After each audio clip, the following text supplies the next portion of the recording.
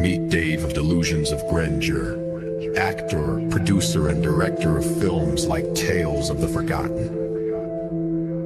He has come to assemble a team of freaks, geeks, and even worse, film nerds, to discuss films ranging from mainstream to downright crazy. There is Tammy, car enthusiast, and Dave's fiance, Dustin, reptile expert and overall horror collector, Jake, environmentalist and fine art film critic, and finally Brandon, a therapist with a love of film that can only be seen as insanity. Together under Dave's leadership, they are Inside Movies Galore. Enjoy the show.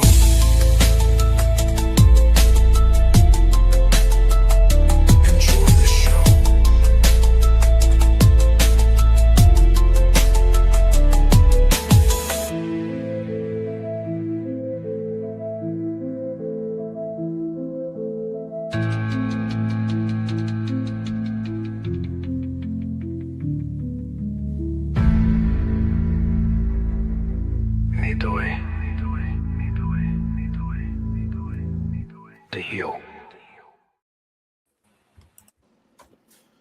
Hello, ladies and gentlemen, and welcome back to another exciting film journey here on Inside Movies Galore as we mosey along this Christmas season. We have been subjected to another film by our good friend Jake, who claims that this movie was a total Christmas movie. It's one of my favorites. I watch it every year at Christmas. But I have to call bullshit and give it over to Jake to tell us which movie he had us discuss here. Okay, so let's just say this is not your typical Hallmark film.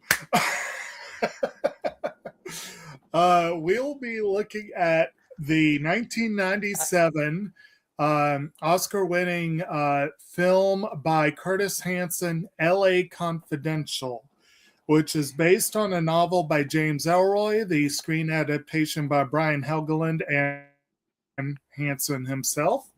The film stars Kim Basinger in an Oscar-winning role, along with Danny DeVito, Guy Pearce, Russell Crowe, Kevin Spacey, James Cromwell, and a number of other individuals in some cases, pretty good repute. You got David Strathairn in there, Ron Rifkin, Paul Guilfoyle, a number of folks. The movie is, like I said, it's based on a novel by James Ellroy, part of his, I think it's called the LA Quartet series or something, loosely based on certain real-life events, but also obviously heavily fictionalized. Very interesting movie that does start at Christmas, but I will concede this is more of a tangentially holiday film. But at any rate, let's go ahead and start around the room here. And we'll start with you, Dave. Why not? We'll start with you. Is this your first time seeing this film? And what is your impression of it? Actually, no. I actually saw this like years ago, but actually seeing it again this time around, I absolutely did not remember one thing except for that very beginning. So, Okay. Because of Russell Crowe, and I remember this wasn't that long after Romper Stomper, Right. If I remember correctly. About 5 years later. The movie Romper Stomper got him the role, apparently. Yep.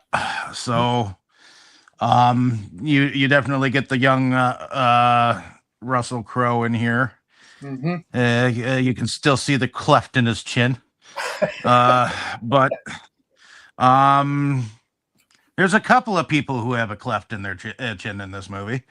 And you get to see a young Guy Pearce as well, which I've seen him in some various roles, including the remake of the Time Machine that I know him from.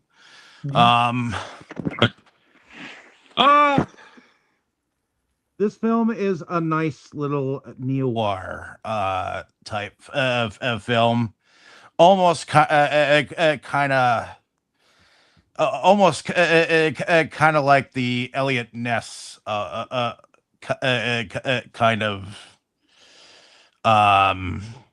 noir film type thing, where you got like dirty cops and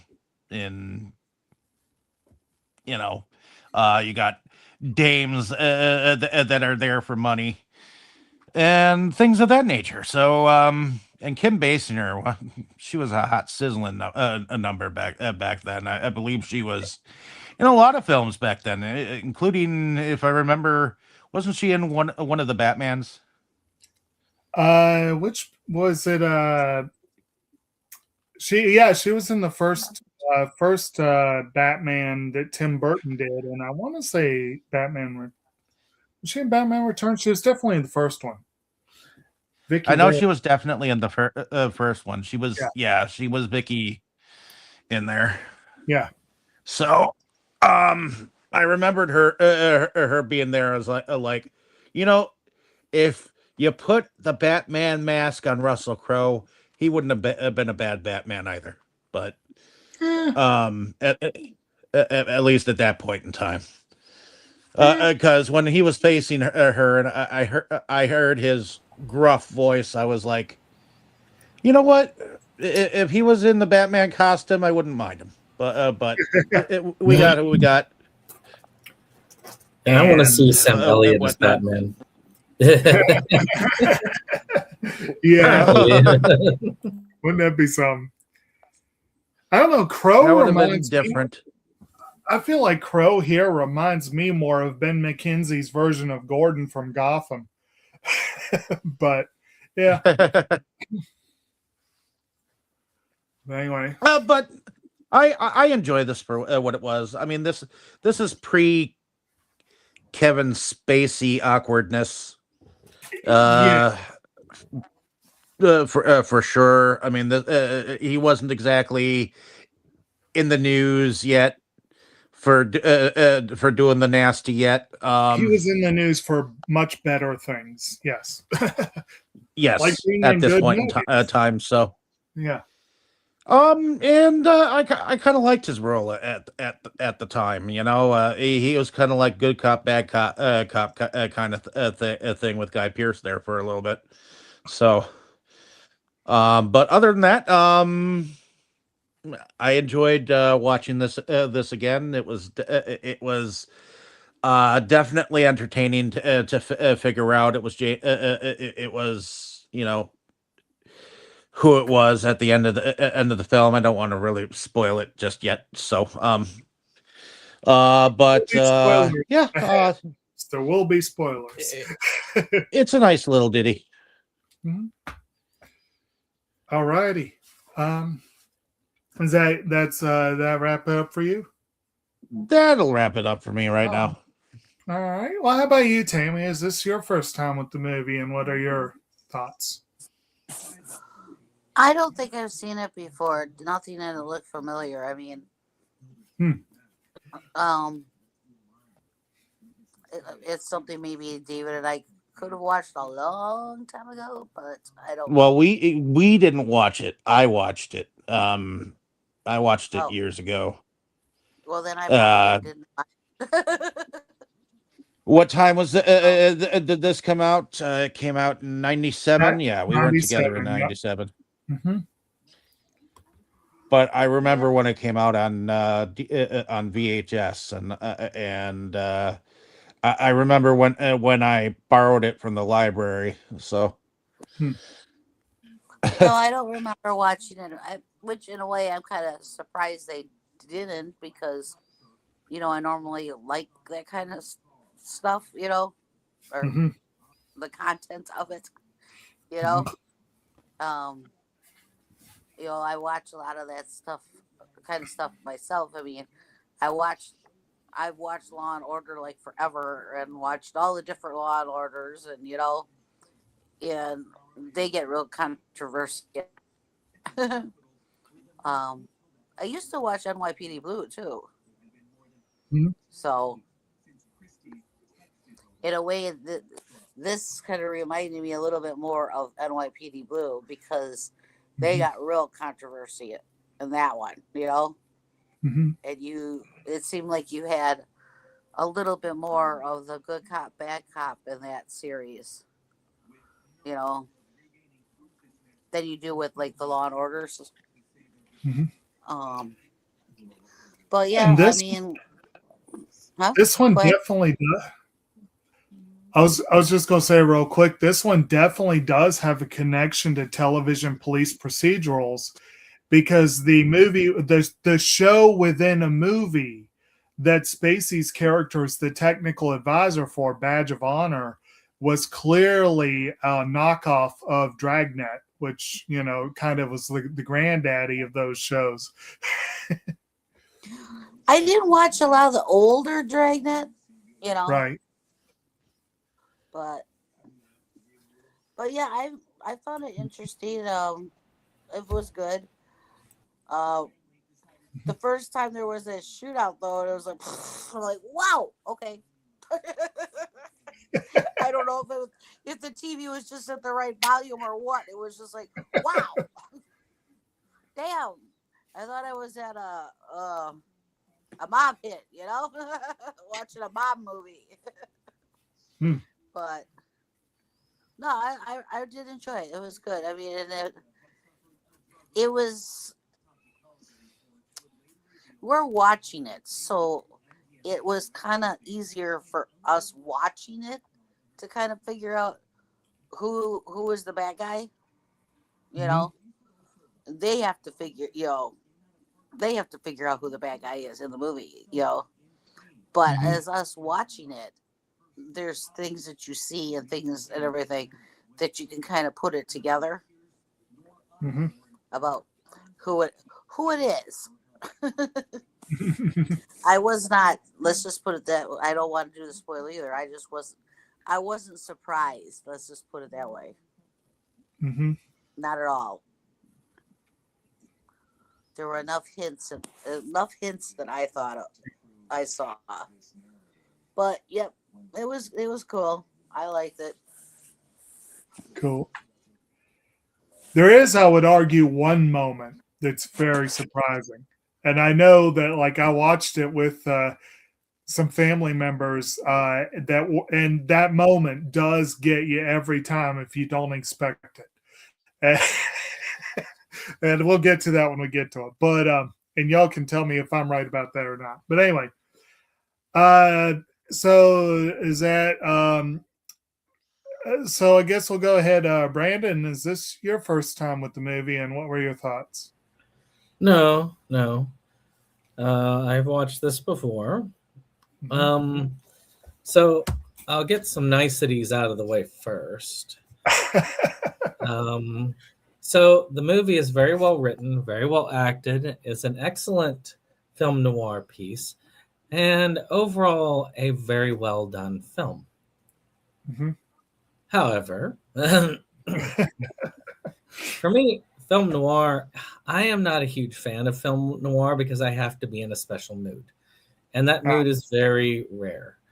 Uh, and during December, where mostly my interest lies in Christmas movies, is not typically the time that I enjoy it. There are a few moments that stuck out for me, a few performances here and there, but I'm not gonna lie, it was really hard to pay attention this time okay.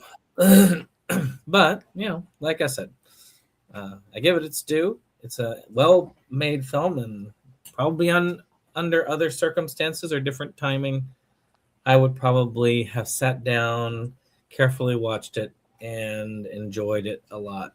this time I was kind of like letting it run, as I kind of let it watch me for a good portion of it, then watched it again because I kept tuning out.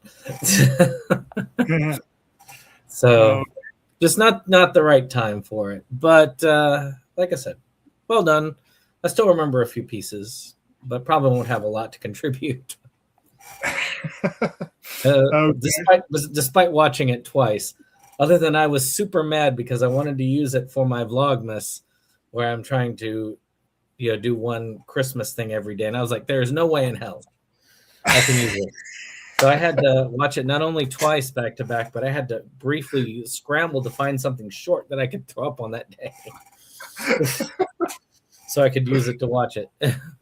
Okay. Most of my thoughts in the discussion was what makes a Christmas film when you talk about action movies or movies where Christmas is not the front runner, but whether it's in the background. Mhm. How does this, say, compare to a movie like Die Hard? Which, though I won't say I consider this as a Christmas movie, I consider Die Hard very much a Christmas film. Yeah. And there are a lot of differences if you think about it, because we watched Die Hard and Die Hard 2 not long ago. Yeah. Matter of fact, yesterday. And both of them put Christmas in your face for most of the movie. They even incorporate it into the jokes and the action. Well, Die Hard also takes place in a single evening, so it's a lot easier to carry that throughout the film. Yeah. So it's one of those things. So what makes a film kind of that Christmas movie? So, though I do consider it a well done film, not a film I would usually break out during the holiday season. Right. That's good. fair. That is fair. So, Kim's not joining us, is she? I heard her in the background at the beginning. She's here, but no, she's not. I didn't watch it. I've never seen LA Confidential, actually. Okay. Well, maybe you guys can find some time this spring or something and put it back on again. That'd be a good plan. But anyway, and I will admit, I have not seen this movie for years. And if it was fresher in my mind, I might not have chosen it because, yeah, it's not truly a Christmas movie, but it is a movie that, again, it starts at Christmas. The main action that really kicks off the plot, you see it right there on our background. They have this tabloid. I picked a good picture for it. yeah, you did. But basically, for me, this is a movie that it came out right at the beginning of my evolution from someone who watched movies and didn't really think much beyond that to someone who is like really a movie fan. And I believe, I could be remembering this wrong, I believe the year this was up at the Oscars was the first time I really watched this ceremony or much of it. And to this day, the film losing Best Picture to Titanic is one of the moderately more controversial Oscar losses. Personally, I think Wag the Dog was my favorite of the three, but there are a lot of people that claim that this movie should have beat Titanic. And I'd say it's probably a better film than Titanic, although Titanic is a good film. But we'll talk a little bit more on the awards history later. But I will say, for me, I don't think I actually saw the film until college. So, 2, 3 years, 4 years after it came out. And I remember really liking it. I remember thinking it was really good.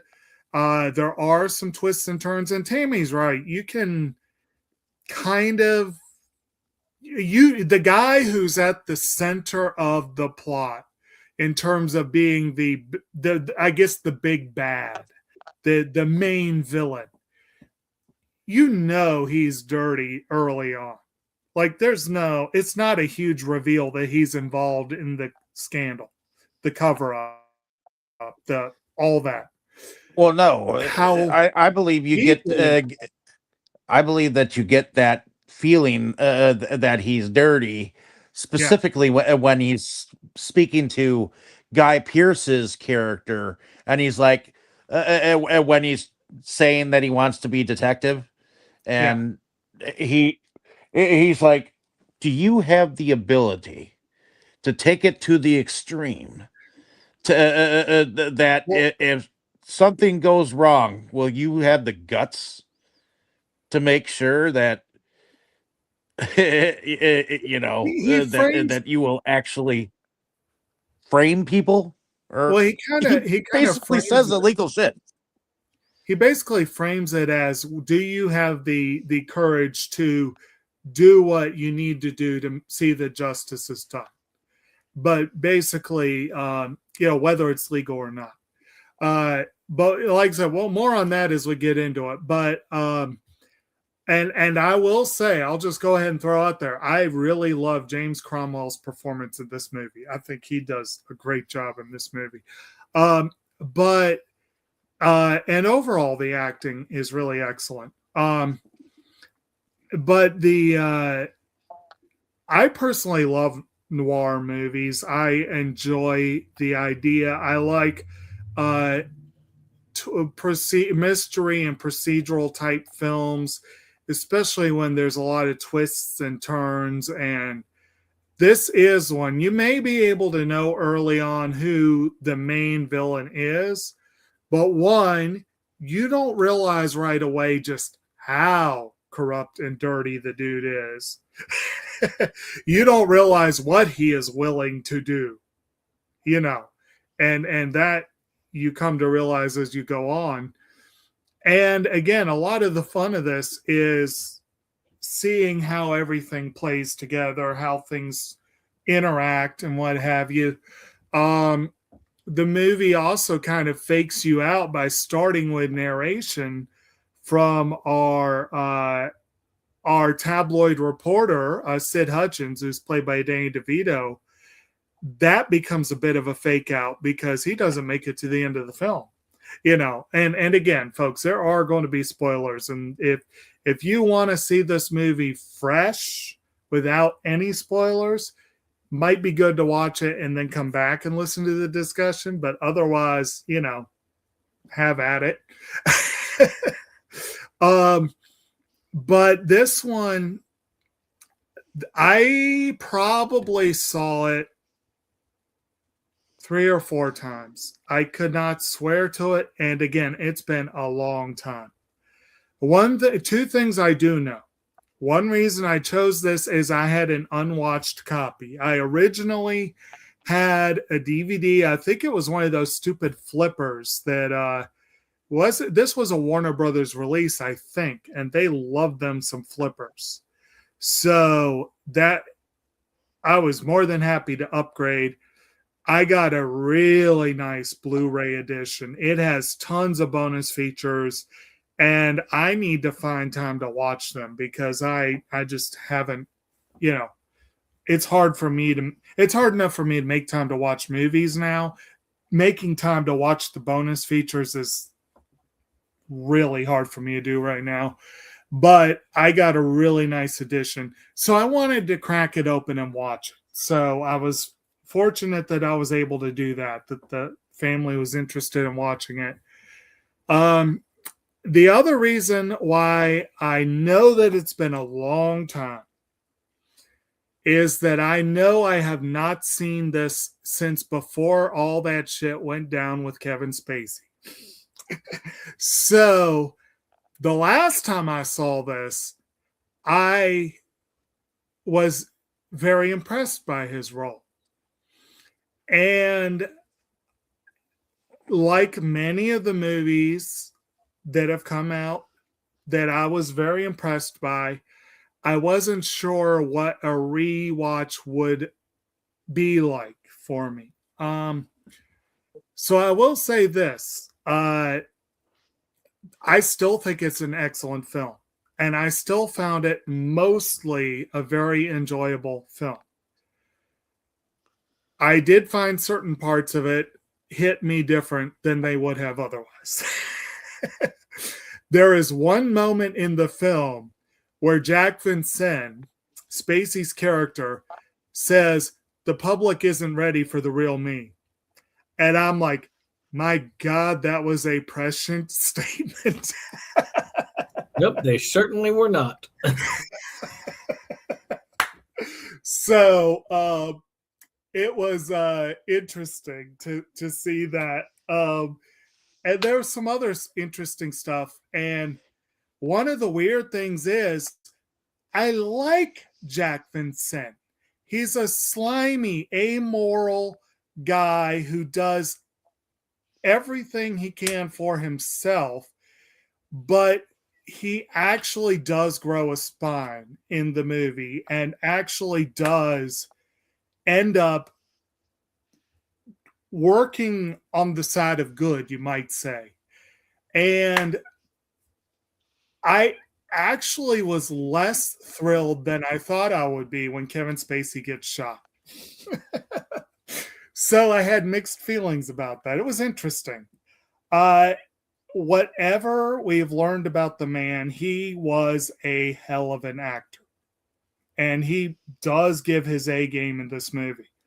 Everyone gives their A game in this movie, which also was another thing I wanted to see again, which is Kim Basinger won an Oscar for this movie.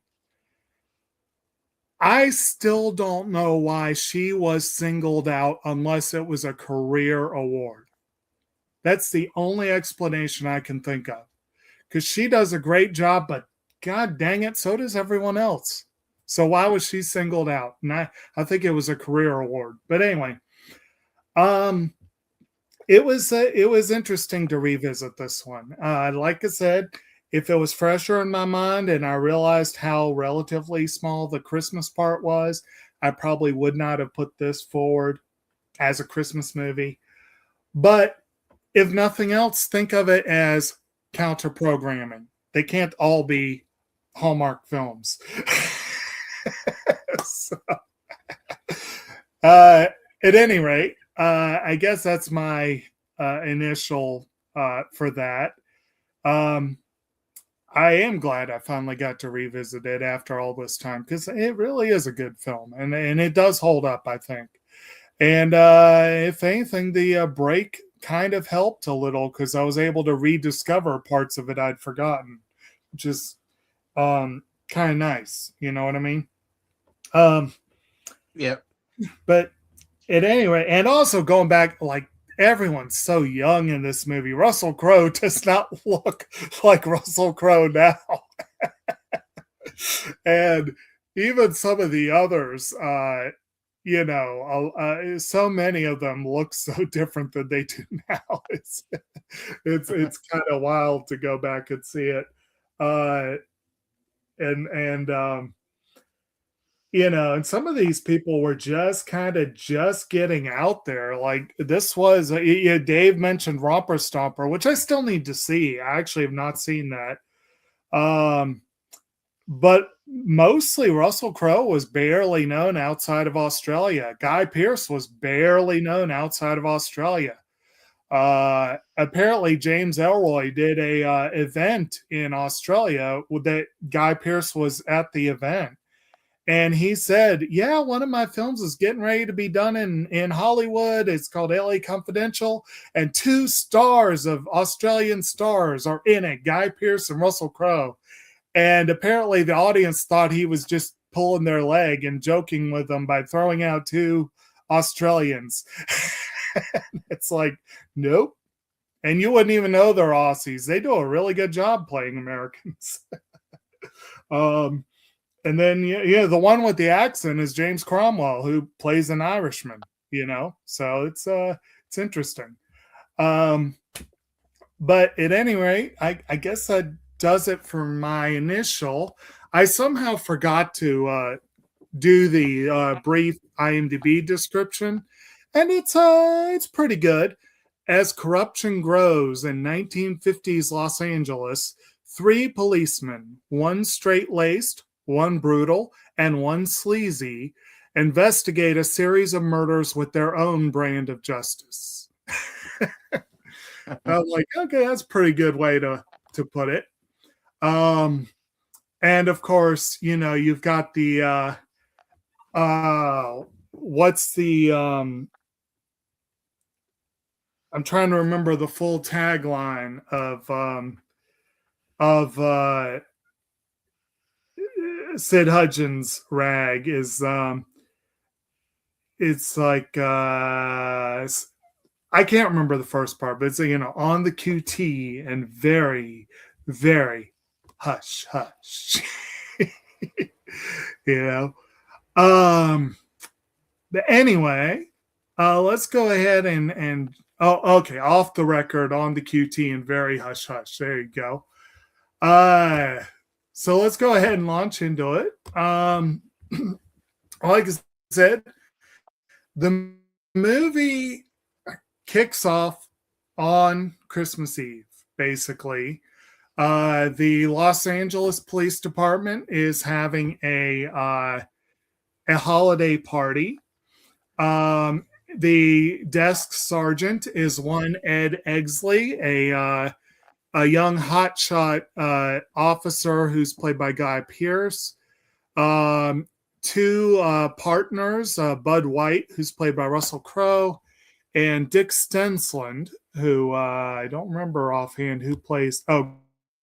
Graham Beckel, who's already wasted, by the way. The 2 for the party, and while there, Bud White encounters a woman who looks remarkably like Veronica Lake, who is played by Kim Basinger. And as he goes out to the car, he sees another woman who's got bandages on her face and immediately gets his hackles up and goes to investigate. She's in a car with a kind of shady looking gentleman, and this big burly dude gets out of the car and asks if he's got a problem. And he asks the woman, well, is there a problem? And so this is his first encounter with Pierce Patchett, who's played by David Strathern, and also with Susan Lefferts and the other guy, Buzz, what's his face? Who Buzz is like a Buzz Meeks, a former officer who now works private security. Patchett is a local philanthropist and rich dude. And, Lefferts also looks quite a bit like a movie star. And Bud gets talked down in part because this Veronica Lake character comes out and says, there's nothing to see here. And Stensland's just like, dude, let's go to the party. And so they do. And at the party, we see the scene Dave already referenced, where the captain, Captain Dudley Smith, is talking to the desk sergeant about his stellar test results. And he says, so what are you going to do? And Exley's like, I'm going to be a detective. And that's where he asks him, like, I don't know if you have the stomach for it, boyo. Like, are you going to be willing to plant evidence on someone is guilty? Are you going to be able to shoot a perp in the back? All this kind of stuff. And right there, the captain has his own brand of justice that isn't strictly legal. Like I said, you don't necessarily know right now how corrupt he is, but he's not entirely legal. And Exley comes off as a Boy Scout, basically, very straight-laced, by the book, by the numbers, Yep, gotta lose the glasses. You gotta lose the glasses. Everyone keeps saying that to him. You look like a schmuck. Yeah, basically. Like it's And I believe in this scene, we are also introduced to Jack Vincent, who's like, oh yeah, no, he has his own Christmas Eve bust.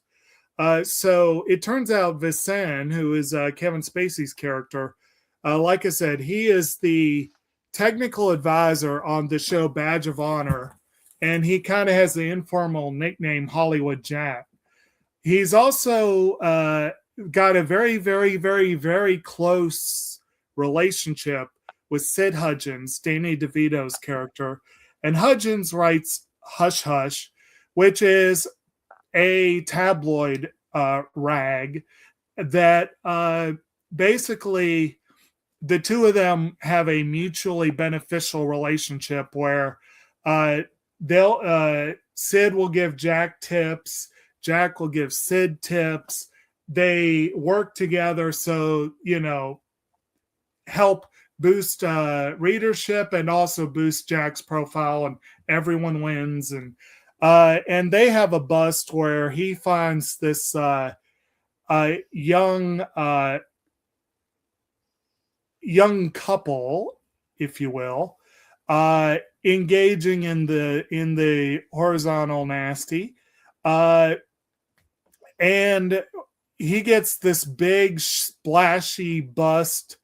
And while he's there, he picks up a business card for this. It says "Fleur de lis," whatever you desire, and that intrigues him, and he kind of pockets it for later. So he comes into the station with this whole, rah-rah, kind of booking these young delinquents. Bud and Dick show up with all the booze, and everyone's getting all fun. And then this other group of cops shows up with a group of Mexicans that they found doing something. I can't even remember what it was. And this is where we find out, if there was any question, this being 1950s LA, that some of the police have backward views of race. And apparently Dick Stenslin is one of the biggest racists in the whole force. And he leads a bunch of cops down to the holding cells for a bit of fun that gets way out of hand. And that headline that Brandon has in the background is the after effect of that. So that's kind of like the first few scenes, kind of, setting the scene, introducing our characters, what have you. Anyone have any initial thoughts on those opening scenes, initial thoughts on characters? Any particular part I missed that you want to throw out? I like how they utilize Dragnet a lot in this, even though it's not Dragnet per se, but it's Dragnet that they're right.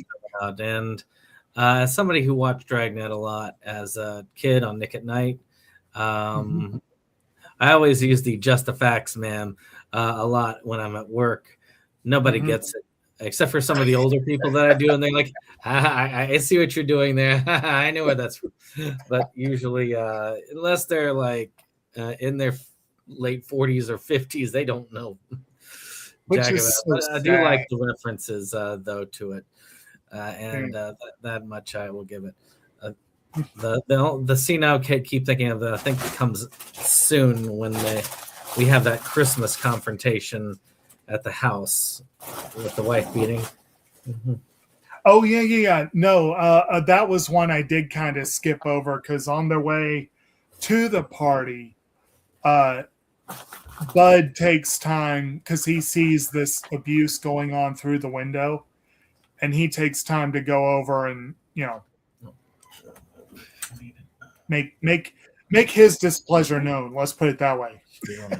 Well, this wasn't the only time he stopped to do something on the way over to the party, but I do enjoy seeing him make that abuser. Well, that was a good scene. His pants. That was a fun scene. I mean, the guy obviously doesn't play by the rules, but in that case, a lot of us did not care that watched it at the time, because the guy got what what was coming to him. Right. Yeah. Yeah, I like how they he took care of him. That scene Like- stuck out to me more than most of the scenes in the movie. But Bud, again, Russell Crowe's character, Bud is got a short fuse. He is a very, very, very, very hot-tempered individual, and he certain things really set him off. And the worst one is abuse against women. And we come to find out eventually why. We eventually learn what his why that is such a trigger for him. But and it's very understandable, you know, that it would be a trigger given his history. But yeah, he is, you know, you don't want to be on the receiving end if he catches you doing something like that. Of course, a few other things set him off too, as we come to find out during the course of the movie, but that's the big one. But he's an interesting one because, as we said before, most of the characters in the movie kind of have their own code of ethics and conduct, you might say. Exley is the closest one to being by the book, but and green thumbed. yeah, a little bit of a greenhorn, yeah. But Exley is more by the book, but he is a consummate politician. This comes to the fore very early.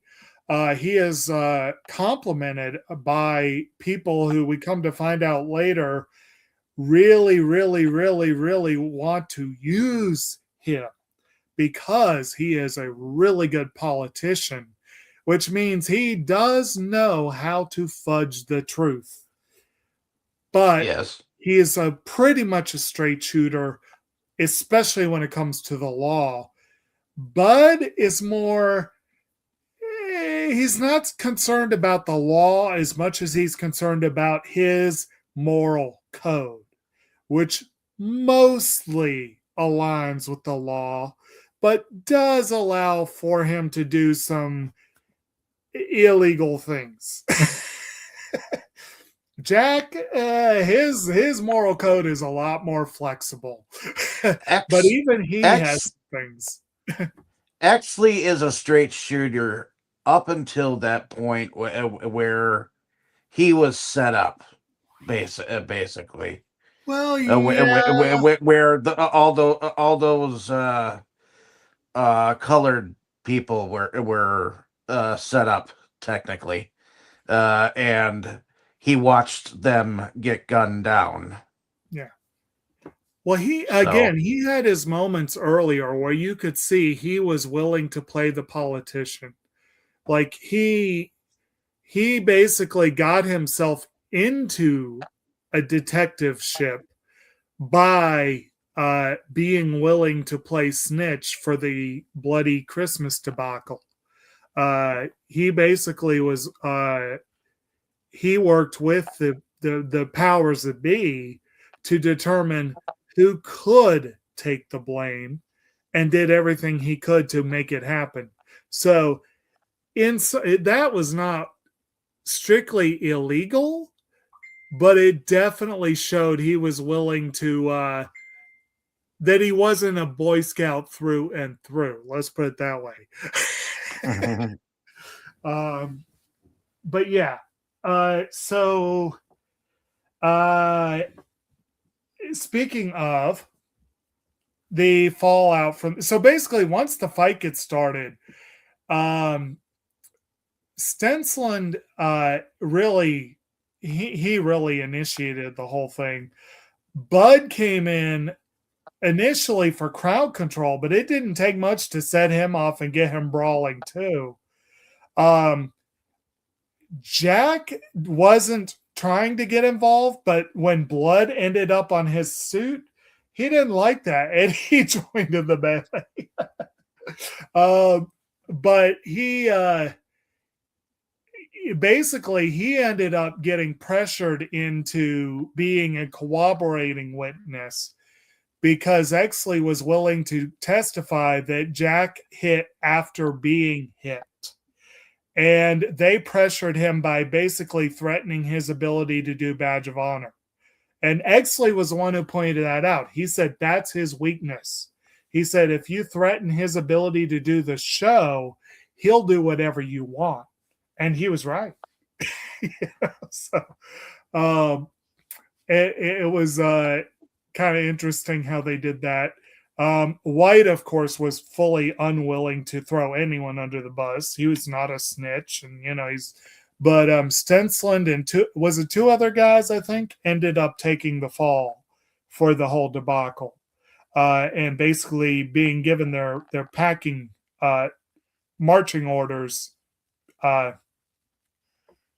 more abruptly than would have been the case. A little sooner and what have you. And so, like I said, that partly helps kick off the whole thing because eventually, a lot of, like I said, a lot of ins and outs, a lot of things are uncovered as the movie goes on. And I will again warn people there are spoilers to be had. But even though Stensland's off the force, he shows up again very soon because of what ends up being known as the Night Owl Massacre, where a coffee shop, a diner, gets hit one evening, and what looks like a robbery gone horribly, horribly wrong.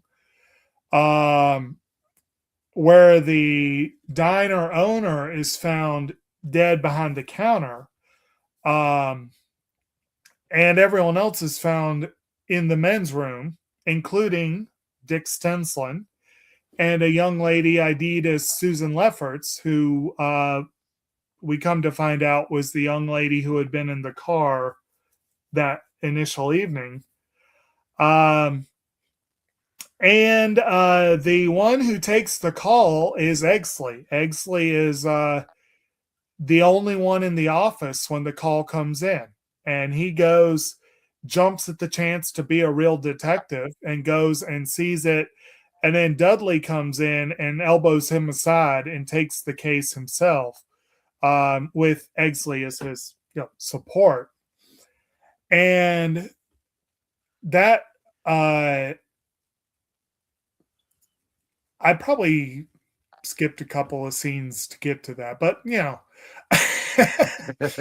but a movie like this, there's no way I'm going to hit every beat. And I kind of feel like it's the kind of movie where you should, but I'm not even going to try. So if I skip scenes that y'all want to revisit, feel free to jump in. But what do y'all think about this so-called Night Owl Massacre and how that gets discovered and whatnot? Well, I love how I love how each of them dislike each other at first, especially because of Hollywood Jack. He ended up having to be taken out of the movie that he was being part of, and then stuck in a totally different section of the police force. Right. He had been on Vice, and he got reassigned to homicide as punishment for his participation in the Well, yeah, Bloody and Christmas. Yeah, part of the and that was all because of Exley's suggestion. right. Yeah, Because at the time he was playing Kiss Ass. right. But he, And yeah, ultimately, one of his cases ended up crossing with Exley's, and then they started working together. right. Now I'm trying to But remember. Bud, he was going off on his own. Right. Well, not just yet. Just yet. I think this was around the part where Bud gets co opted by Dudley to help him with, shall we say, a side project. Because another thing that happens, like right at the beginning of the movie, Paul Guilfoyle is actually barely in the movie, despite having relatively prominent billing. He plays a mobster by the name of Mickey Cohen, who is arrested at the beginning of the film, basically. And much of the film, much of the plot of the film, like as I mentioned, a couple things that kind of kick things into gear. But Yeah. another thing that already kind of got the ball rolling was that with Cohen out of the way, the police are cracking down hard on organized crime. And Dudley himself, Captain Smith himself, is going around with a few trusted officers, and he designates Bud White to be one of these officers to put out the not so welcome wagon, if you will. Basically, bullying and intimidating potential mobsters. And there just so happens to be a director that seems to be looking for actress lookalikes to star in some of the films that he directs. But for some reason, he's involved with this whole thing too. I think you're talking about Pierce Patchett, and that was more of a side gig for him. Patchett, like I said, he's a local businessman and all around rich guy. Is played by David Strathern, probably one of Strathern's shadier roles. Personally, I like Strathern. I think he's a very great and underrated actor, but he does a great job here. Patchett runs a underground service. His is the business card, the Fleur de Lis business card, where he has call girls, like it's like high dollar escorts, basically, that are in many cases surgically altered, but in some cases it's just a wig or a blonde, like a hair coloring or whatever. Sometimes it's minor. Some cases it's full on surgery. He turns them into movie stars and sells them to the highest bidder, basically. But apparently he does make films on the side too. We do learn about that later. He's got his finger in a bunch of pies. Yep, he certainly does. Yep. And we come to find out later that he has connections with the police that run pretty deep, as is often the case when you have a corrupt police force and rich people. And later on, as Danny DeVito says, he's definitely made his way to the great beyond. Eventually, yes. Eventually. Way down the end. But anyway, so we have this going down. We're also introduced to, well, there's the gentleman in the picture that we have there who I think is he's like the police commissioner or some such thing. And then there's D.A. Ellis Lowe, who's played by Ron Rifkin. The two of them with Captain Smith are the ones who create these, the punishment of reassigning Vincent, of sacking the three officers. You know, they kind of cook up this plot of how to bury the problem, make it go away. Oh, They and give Eggsy a Simon chance to be a Baker. lieutenant. Yes. Simon Baker shows up as one of the prisoners before the bloody Christmas thing. I wanted to mention He is him because the kid. He's a would-be actor by the name of what was his name? He's a would-be actor who is the one that Jack arrests that Christmas Eve, who later becomes a pawn in the overall game, you might say. Yep. Yeah. What was the kid's name? He played in a show called The Mentalist, which we liked really. Yeah. He's been in a few things over the years. He's a pretty solid, from what I remember, a pretty solid actor. He is also an Aussie, I believe. There are a lot of Aussies in this film. It's kind of weird. Apparently, he's actually from Tasmania. Down in Tasmania. But at any rate, he doesn't get pulled back in yet. If I remember correctly, it was Jack's triumphal return to the TV show where that bit of the plot got going. But so eventually we do have that Jack got back on the show after they arrested the three young Negro suspects, right? I believe that was it. That was kind of his back. Yes. So basically what happened was Dudley Smith splits up all the officers and tells them, okay, we think these are our suspects. There were three young Negroes who were seen discharging shotguns around the time that this took place, and we think they're the ones. And what's that? I thought I heard something. Sorry. So Bud straight up says, I'm going to do my own thing. And he does.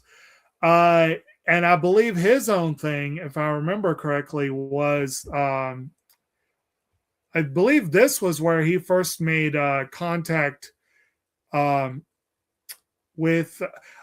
He follows up with the liquor store. He thinks maybe because he recognized Susan Lefferts as the woman he had seen in the car, he uses the liquor store to track down Pierce Patchett and Lynn Bracken, and he goes and visits them. Meanwhile, Jack and Exley both find themselves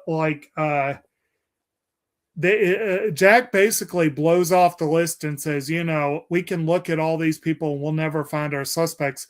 I have a lead. And Exley says, I'm going with you.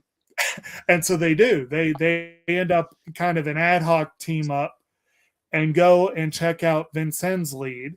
And he is able to basically they dangle this poor kid out to they make an offer that they don't mean at all to get information out of a local neighborhood kid. I felt kind of bad for the kid. That interrogation scene with the guys in that one room where, of course, you had them switch off. I mean, and he comes in there and just starts near beating the snot out of the guy after he was already broken. That was a very intense and well remembered scene from the film for me. Oh, buddy. Well, of course they had to catch them first, but yeah, so basically they follow up on a lead from Vincent and go and find. They just so happen to arrive at the same, almost the same time as Captain Smith's handpicked duo of officers who had just finished. We come to realize later had just finished planting evidence. Although, you can kind of figure out right then and there that that's probably what they were doing. But they basically they get there right as these two guys have just finished planting evidence. The three young men would not have survived. They would not have been arrested if Exley and Vincent had not shown up when they did.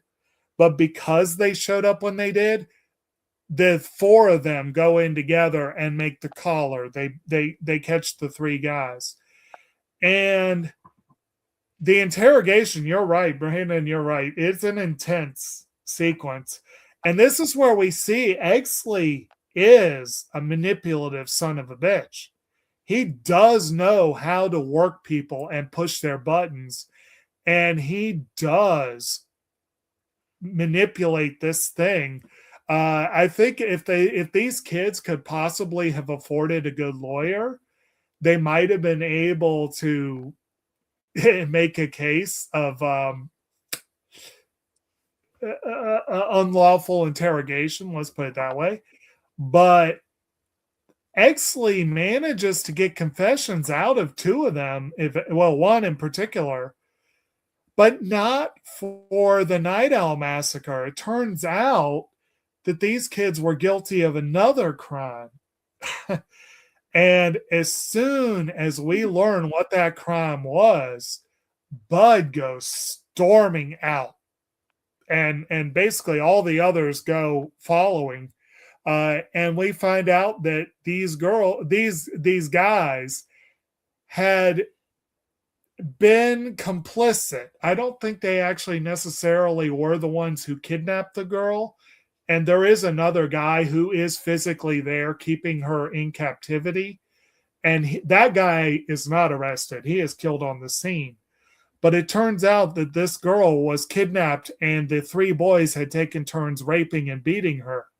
So, yeah, they were guilty of a really bad crime, but they were not the Night Owl murderers. And this doesn't sit well with Exley, and it doesn't sit well with Vincent, and it doesn't sit well with Bud. None of them really believe the line that Dudley Smith is putting out. And when the three kids escape, they are killed. Basically, Exley finds them with another cop who, for various reasons, shit hits the fan, and basically Exley's the only survivor. The three kids and the cop are all killed in the crossfire. And he is hailed as the conquering hero. And he plays that. But unfortunately, the kids are gone. They were basically executed for,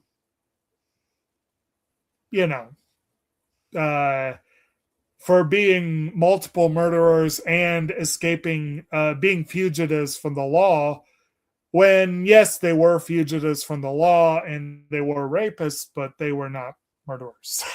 So, most of the cops were willing to say justice was served and pretend that they had caught the killers. Not everyone was. Meanwhile, Vincent gets back on the show. He gets back on Vice and he gets back on the show.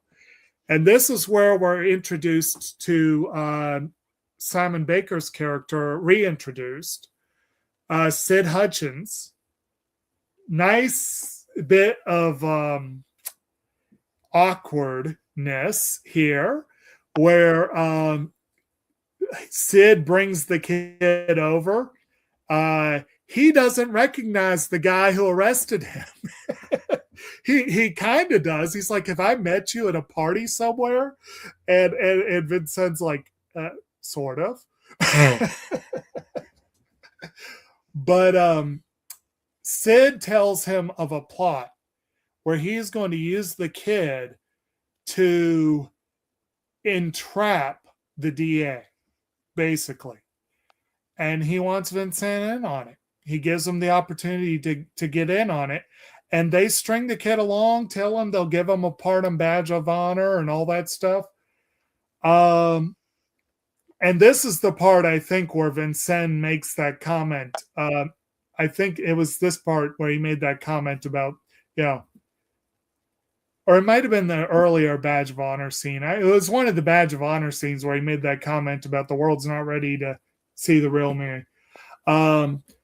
But and incidentally, Matt McCoy plays Brett Chase, the star of the show, who does have a strong Joe Friday vibe to him. I did get that. He had a strong Joe Friday vibe. But you can see that Vincent is conflicted about this plot. He doesn't love the idea. And he ends up going to the hotel early to warn the kid, to break it away so that nothing happens. But he's too late. The DA's already gone, and the kid is slit from ear to ear. And, and that's where Jack starts to... you really start to see his conscience come into play. It really bugs him what happened to that kid. Really bugs him. And he starts poking around and trying to find things out. And he figures that Fleur-de-Lis is involved. He figures eventually he starts poking around the night owl. He realizes that's when Exley comes to him for help, because he can't trust anyone else. Vincent's like, "You help me, I help you. I've got a case I want help with," So they start working together.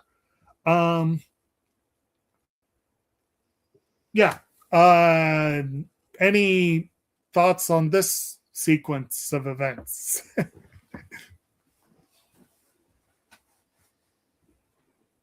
What about you, Tammy? We haven't heard from you in a while. I haven't heard from you either. But I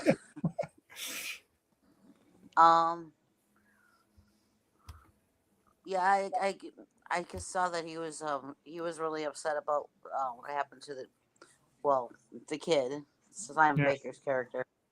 Yeah. And I do.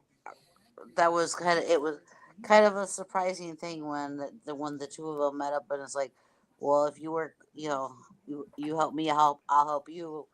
I wasn't expecting that because I didn't think there was any way that the two of them were going to work together. You know, but the one guy was, he was ruffling everybody's feathers already about, because he wouldn't let that night owl thing go.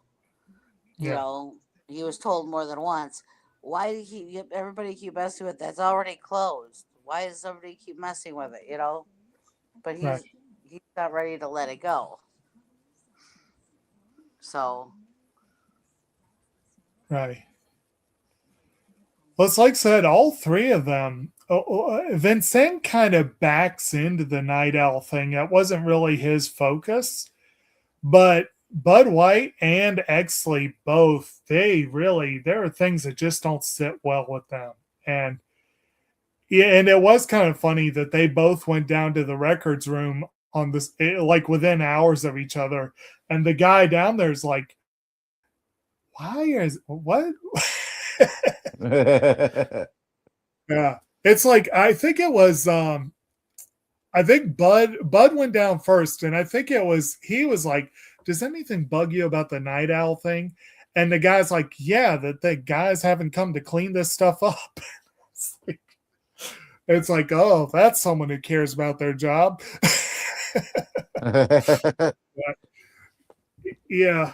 Yeah, you didn't really think that them two were going to get to work together, and you didn't really think that Bud was going to be working together either. Yeah. You know, because Exley had just rubbed everyone the wrong way. Yeah. The way that he was politically climbing it, you know. So And Bud, even though I think he knew Stenz wasn't a great guy, that was his partner. And he had a feeling of like loyalty. You know what I mean? Like he's a guy who believes in if someone's your partner, you stand by them, you know. And he knew Exley threw Stenz under the bus. So he hated Exley for that. So, so that was one reason why it was kind of, and then of course, when the thing happened later involving, so another thing that is going on through here is that for whatever reason, when Bud meets Lynn Bracken, the Veronica Lake character, Kim Basinger's character, there's a spark like right away. The two of them kind of, and later she says straight up that she likes that he can't be dishonest. Like he, and it's a recurring theme in the film. He's not stupid, but Exley is like whip smart. Bud is like on the other, he's not super smart, but he's not stupid. But he doesn't have the cleverness, you might say, to have guile. He doesn't, he is a straight shooter. What you see is what you get with Bud White. And Lynn apparently responds very favorably to that. And he, meanwhile, for whatever reason, really takes a fancy to her. So they end up actually seeing each other, like not as a client and like not as a provider and client. They actually end up seeing each other on the side. And that becomes one of the, you know, little storylines that's going through. And that's where we eventually learn about Bud's past, and we learn why he is so fiercely protective of women. It turns out that his father was very abusive and apparently ended up killing his mother eventually. But he, needless to say, that left him deeply scarred in some ways and physically scarred. Like he shows her the scar of one time he got in the way. But yeah, so there's that storyline going on too. And one of the reasons he is so interested in the case is because Lynn is involved and he wants to protect her. So that's, you know, becomes part of the issue too. And when he finds out that Stenz was involved is more than just the victim, that kind of gives him even more reason to not walk away, although it also gives him, for a minute there, he kind of keeps everything close to his vest because he doesn't want to do anything, I guess, to further hurt his partner's reputation. You know, because we find out some things eventually there. But trying to remember where we are. I got lost track of where we are in the story. didn't we just have Hollywood Jack and Exley kind of get together? Yeah, I think that's about it. Yeah, right around there. And yeah, and they're starting to work together, helping each other out, raising a lot of eyebrows because people are like, first of all, like, wow, these two are working together. But also, and we keep seeing Captain Smith making comments here and there, kind of going, you know, we're seeing little bits stripped away of his, you know, finding out more about him and some of the brutal things he has Bud do. And whatnot.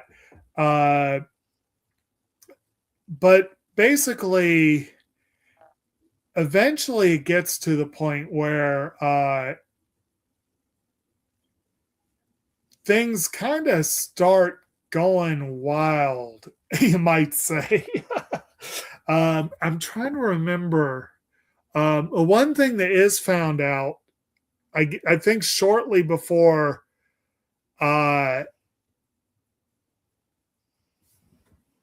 right. Vincent got forensic evidence. That's what it was. The others were talking to the records guy, but Vincent was talking to the coroner and whatnot. And he had found out that what was it? It was finding out that Stenz's blood was on the wall, right? That was the thing that he found out. I believe. But basically, all these people kind of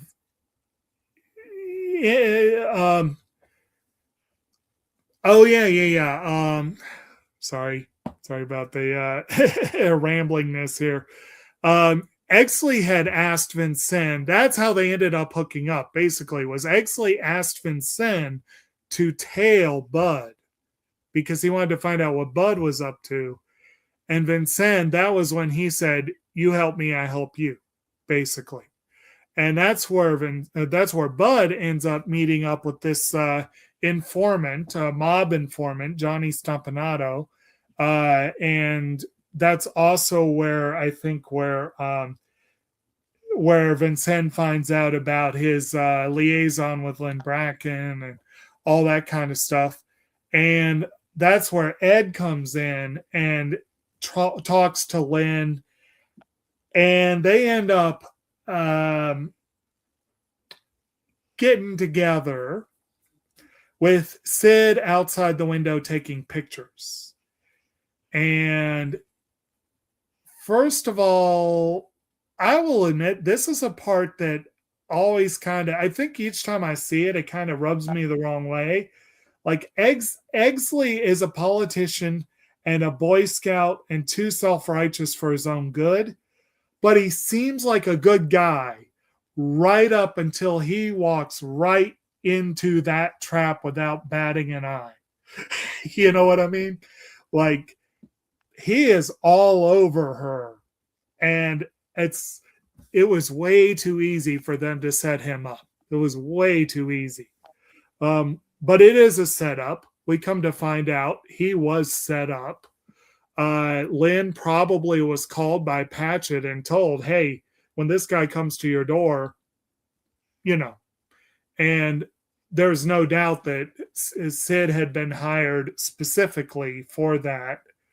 And they used that to turn White on Exley. Captain Dudley specifically brings Bud out for an interrogation of Sid that is fully staged, but it does the desired thing. It sets Bud off. He goes and finds Exley and starts beating the crap out of him. But meanwhile, Sid did not realize that it was not entirely a put on, and he wasn't walking away from this either. So that was where I said it was a little bit of a bait and switch. He's our narrator at the start of the film, but he doesn't make it to the end of the film. But there is a very crucial scene before that is the one where Jack Vincent goes to talk to the captain late at night. And he goes and knocks on his door, and Captain Smith lets him in. And, they start having this chat. And again, Dudley is like, why are you poking into this, Jack? This doesn't really concern you. Why are you doing this? And at one point he says, and I'm probably going to get the quote wrong, but he's like, don't be a good do-gooder. Don't try and be a do-gooder now. It's not a good look on you. You know what I mean? And it's not a bad point. If Jack's never been a do-gooder before, you know. There's one part where Exley asks him, he's like, so why did you become a cop?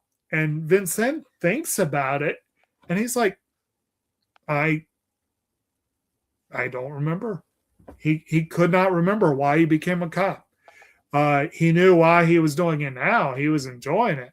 But so he finally gets a conscience. He goes and sees the captain because he's trying to get to the bottom of what happened to this poor kid that he feels a little bit responsible for.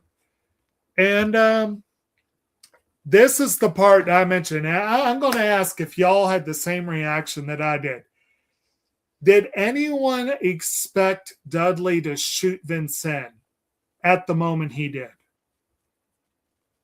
Not the first time that I saw it, but as I didn't this time either.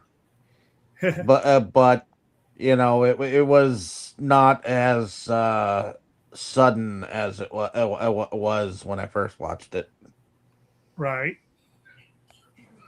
No, I didn't expect it. I was just like, what? Right. So, I kind of did, but then again, I felt like something was coming. I wasn't expecting exactly that, but I knew something was coming in that situation. Right. It's like you knew that Dudley was dirty by this point. And you knew that Vincent was probably not smart to go see him by himself. But I'll admit, the first time I saw it, I did not expect Dudley to turn around and whip out his gun and shoot him without warning. I was like, that was pretty cool that they, you know, the way they did it. And again, one of the things when I was watching it this time, I was like, oh man, I'm going to enjoy the fact that they kill off Kevin Spacey. But the weird thing was, I like Vincent. And when it happened, I had mixed feelings. I was like, but I do think that it is handled really well in the movie. I do think it is. And then as Vincent is about to breathe his last breath, Dudley is like, have you a valediction, boyo?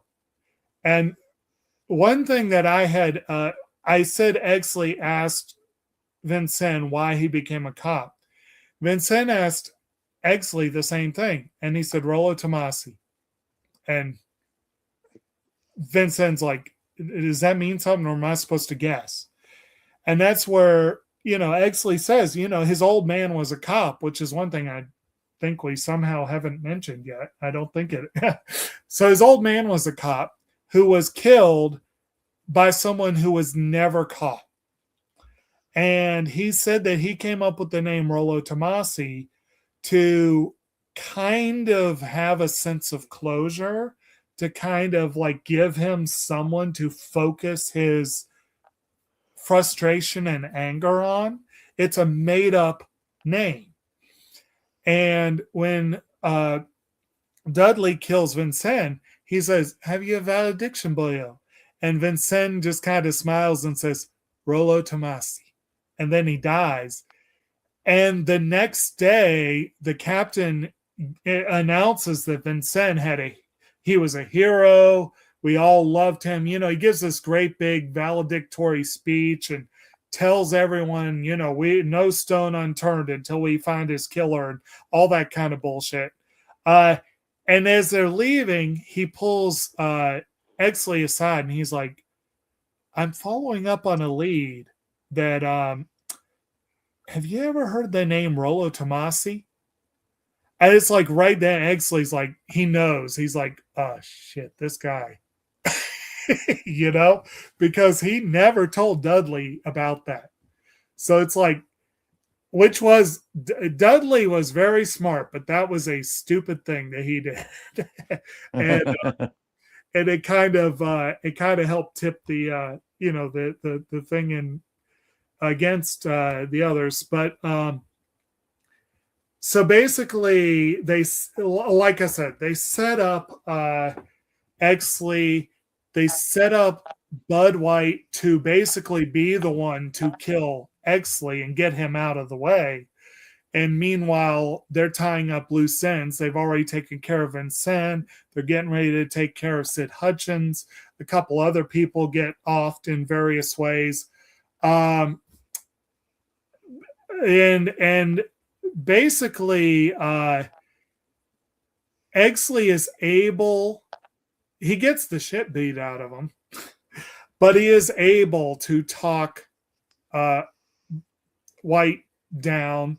I believe White had already gone and roughed up Lynn at this point, which really bothered both of them. Like, it bothered him to realize he might be turning into his father after all. And it bothered her to realize that, ooh, you know. But I do believe that had already happened. And y'all can tell me if I'm wrong about that. But he goes and beats the crap out of Exley. But Exley manages to kind of talk him down. And they realize this is exactly what he wants. This is, you know, and they finally start comparing notes and they realize, wait a minute. So this is what's going on. And this is one thing that I think we skipped was that Bud had gone back to Susan Lefferts' mother. Actually, Exley did as well. And again, they both were following the records, but, you know, Bud found Buzz under her house, very decayed at this point, and he took his wallet. So when Exley found him, they couldn't ID him right away. But that was the they come to realize eventually Exley and Stenz had been partners. And Dudley had been the officer who signed off on all their reports. And it turns out that the three of them were involved in a lot of really shady dealings going back many years. And they come to realize, and they go and play good cop, bad cop with the DA, really do a number on him. And I remember that guy playing like the bad guy in Alias. Oh yeah, so yeah. So to me, seeing him hanging off the thing and then cowering like a little baby crying for his mommy, Right. that was something. Ron Rifkin's been in a few things, and he often has played less than savory characters. So Yep. yeah, I didn't mind seeing that happen to him. But they get some more information from him, and they come to realize that there's this, apparently Stenz and Buzz had betrayed Dudley over a lot of heroin. And the two of them, I believe it was, they team up and go talk to the DA, talk to him. Then they go. There was a cop by the name of Leaks. I think that was in Buzz Meets. Is the other one. Yeah. And then they go to talk to Patchett, and they find him with his wrist slit and a fake suicide note. And they know what's going on. They know that loose ends are being tied up. And then they are separately called back to the Victory Motel, which is where a lot of the shit has already gone down. And they realize it's a trap.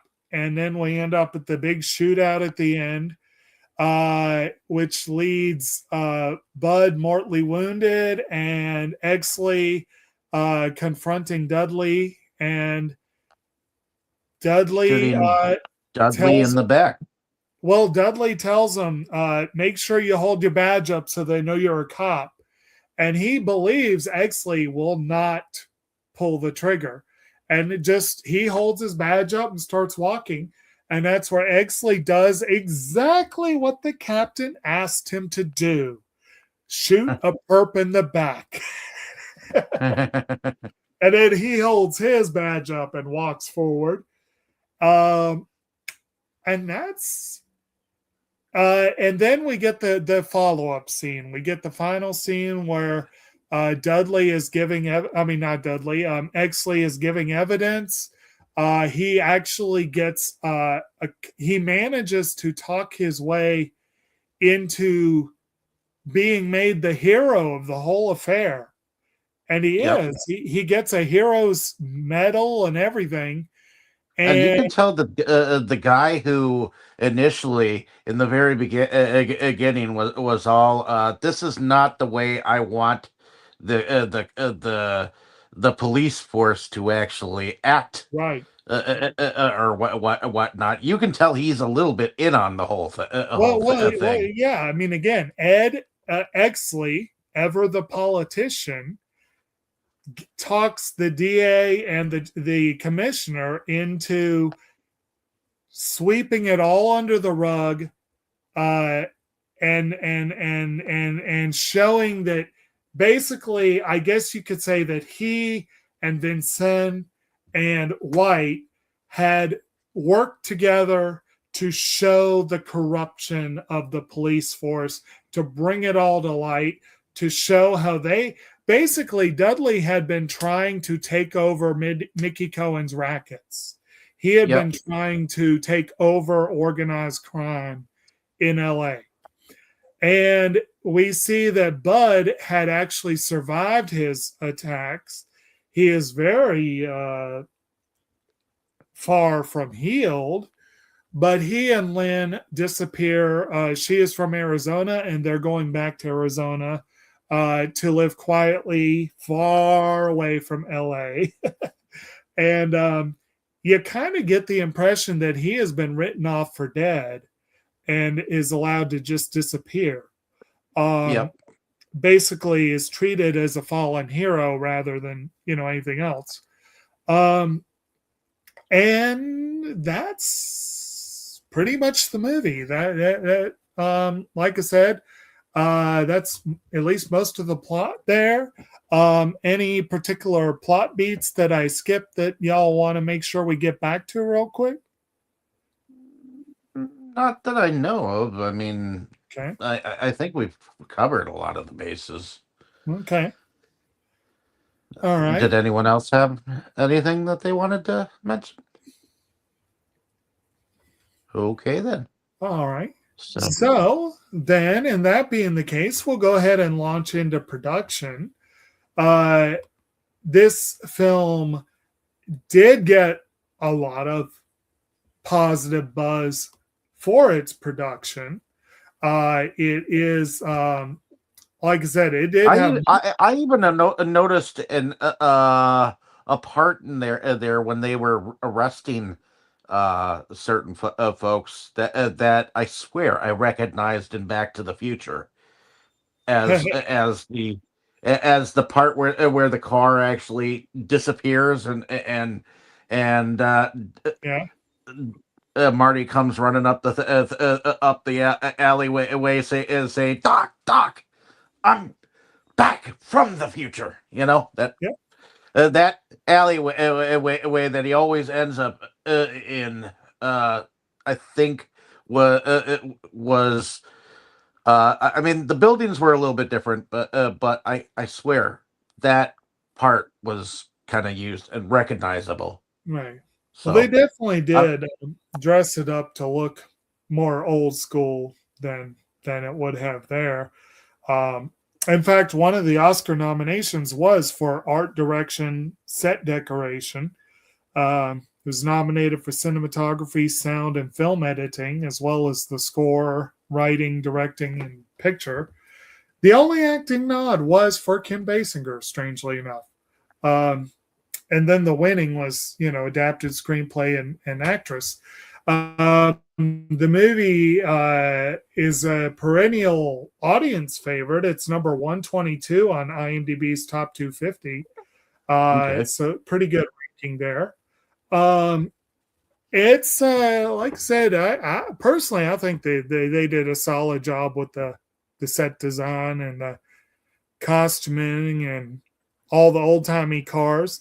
Actually, Tammy, you're our car enthusiast. What do you think about all the automobiles in this one?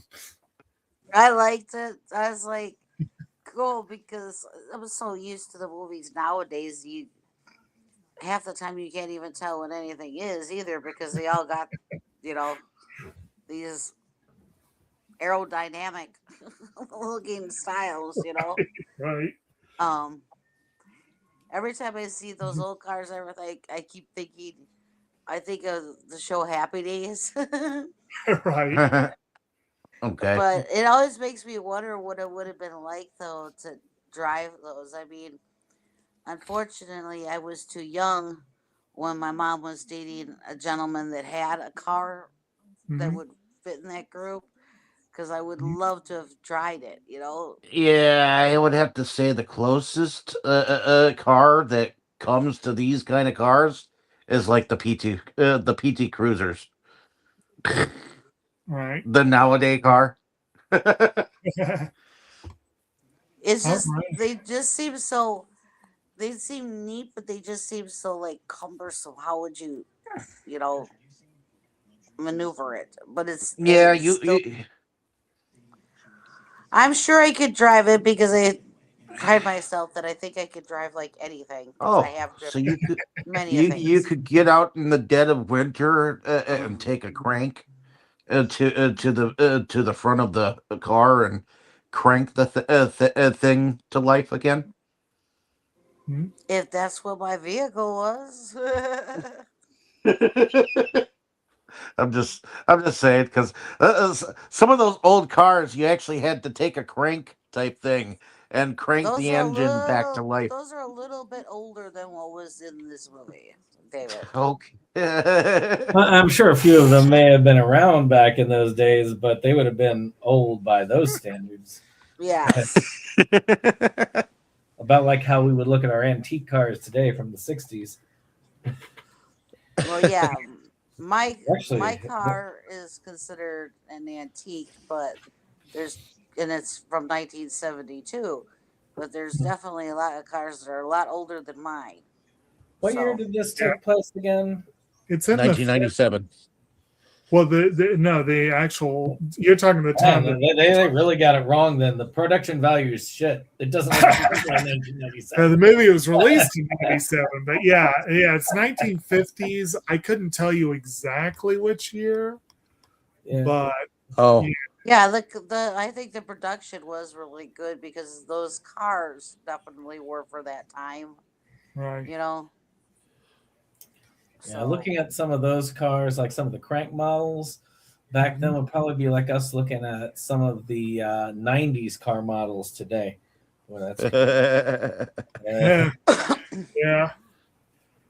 Or even looking at my car. So, but other than the cars, I think the dress, their costumes were really good. I think the way that the procedures of the police department and everything at the time, and how they thought, what their views were and things like that. And you could, at the time, the racism was definitely a thing at that time too, and so the production kind of like hit on all these things that were really going on with the mobsters too and everything. Well, So I mean, the bloody Christmas thing that you see right there. Well, that was they brought the Mexicans into the jail. Yeah. Right. SL, and they basically did a whole beatdown on one race of men. Right, but I'm saying for production wise, they were getting it right with what was going on at the time. Right. True. That's what I'm trying to get at. True. One aspect of the production that unfortunately I can't fully comment on yet, and I wonder if any I probably should have asked this in the opening initial reactions. I've never read the book, but I've heard good things. I wonder if any of y'all have ever read the book. No. No. Because certainly production includes adaptation. I'm very curious to know how good of an adaptation this is. The book by James Ellroy is still a well-known book, and it is popular among people that enjoy a good noir mystery type story. And apparently, supposedly, Curtis Hanson and Brian Helgeland went through like 7 drafts, I think it was, before he felt confident in even showing it to Ellroy and saying, what do you think? So hopefully that means it's a good, and again, it won the Oscar for being a good adaptation. So hopefully it's a good adaptation. I was curious if anyone's ever actually read it. It's on my to-do list, but a lot of books are on that list. So maybe if we do revisit this 3, 4, 5 years down the road where Brandon's more interested in revisiting and not thinking that this isn't a Christmas movie. Maybe I'll make time to read the book before that discussion. But was it up for adapted screenplay? It won. It won the Oscar. So it did win adapted screenplay. Yeah. Which is interesting again that Curtis Hanson had 3 movies in a row that won kind of off the wall Oscars. Because again, this one, he won and Helgeland won. I think the only Oscars either of them have won. And Kim Basinger won the only Oscar she has won. They followed it up. Hanson followed it up with Wonder Boys, where Bob Dylan won his Oscar. And then he followed it up with 8 Mile, where Eminem won his Oscar. And I'm like, the fact that all 3 came from the same director back to back to back, I'm like, Hanson had a very interesting streak there. Wonder Boys was with Robert Downey Jr., right? Yes. Okay, Michael Douglas, Robert Downey Jr. Yeah, that's a good movie. All 3 of them are good movies, and they'd all be worth discussing at some point. And Wonder Boys is another one where I really want to read the book, and I just haven't gotten to it. But at any rate, is there any comments on the music? This was a Oscar nominee for the score by Jerry Goldsmith. It also has a smattering of mostly 50s songs, a couple of Christmas songs mixed in there. There's a Malikaliki Maka and a couple others there, and plus, accentuate the positive, a few other kind of old standards. Personally, I think it's a great soundtrack, but not necessarily. I have the Wonder Boys soundtrack and the 8 Mile soundtrack. This is not necessarily one I would have hunted down the soundtrack for. I mean, I think it fits the movie well. The soundtrack. I noticed Jerry Goldsmith was the composer in the very beginning, but that's about it. The soundtrack gears me up for the release of Fallout Season 2 this week. Does it? Yeah, that's right. That's coming back. Because they use a lot of 50s music in. Okay. Not that I'll probably watch Fallout Season 2 this week because So that's just now in the mood for it, but definitely up there. Yeah. Am I remembering correctly that Season 2 stars Macaulay Culkin? I don't know. I think I read that. Going to Vegas, New Vegas this season. I wonder what he would think Okay, I wonder what he would think, given his recent comments on how Die Hard is not a Christmas movie. I wonder what he would have thought if someone had commented No. this being a Christmas movie. Well, if I was to compare his Okay, movie, fine. like his defining role, Home Alone, to Yeah. this one soundtrack wise, as much as I would say this one has a very good soundtrack, Home Alone has a superior soundtrack because I would buy Home Alone soundtrack to listen to on its own. This one is fine and works really well, but not one I would just buy specifically to listen to without the context of the movie. Oh yeah, Home Alone has an excellent soundtrack. I'm not going to dispute that. That is a classic. Why anyone is even listening to Macaulay Culkin since Party Monster is beyond me, but He is a character. He has some moments. He's had a good. He has had a very impressive recovery journey. Yeah. So I will give him that, and I can't knock anybody who's actually managed to stay in recovery as he has recently. So those short films he did where he played an Uber driver, those were great. Unless he meets up with Andy Dick apparently, and then. Was it him who was in the American Horror Story not too long ago, or he might have been trying to? I remember he played the pizza delivery guy in an angry video game nerd episode where they covered the Home Alone games. Okay, good times. One of these days we'll need to do Saved as well. That was a good Macaulay Culkin movie. Shoot, one of these days we need to cover The Good Son. Yes, indeed. Yes. Indeed.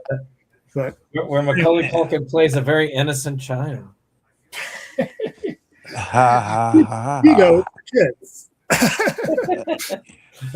Anyway, he was the predecessor of Damien, I swear. Are we oh geez, I think I know which Damien you're referring to, but my mind goes in a different in The Omen. Yeah, that's what I thought. This by many. I'm thinking Damian Wayne. But anyway, that was I just a few nights ago I watched. I had a night where I had some time to myself, and I revisited the Harley Quinn animated series, which is so awesome. And Damien was trying to make her his nemesis, and it was. I need to revisit the first episode of Batman the Animated Series because that was a Christmas episode. Oh, this is true. Christmas with the Joker. Hey, Mr. J. But at any rate, did anyone else have any particular interest things to say before we go into favorites? Not that I know of. I didn't really pay attention to the music all that much, so okay. That's why I'm kind of neutral to it. Yeah, I'm sure Tammy is similar. One of these days we'll watched and paid attention to the movie. One of these days we're going to cover a movie whose soundtrack is so bad it takes us out of the film. And then we'll be like, "Oh gosh, no, this is a horrible soundtrack." Well, not only would I never buy it for myself, but I'd never want to listen to it in the background. If you can literally notice the soundtrack and notice that it's horrible, then obviously it was bad for the movie. There are some movies that just are just pure noise in the background. Like I said, I look at a soundtrack as at three levels, basically. There's nuance to it, but there's really three levels. If there are any movies out there that have death metal all the way through, I don't know. I thought Genetic Opera was close to that. But but if you think about it, on the high end, it would be a soundtrack so good that you could listen to it. Not only does it work with the film, but you would listen to it on your own without any problem.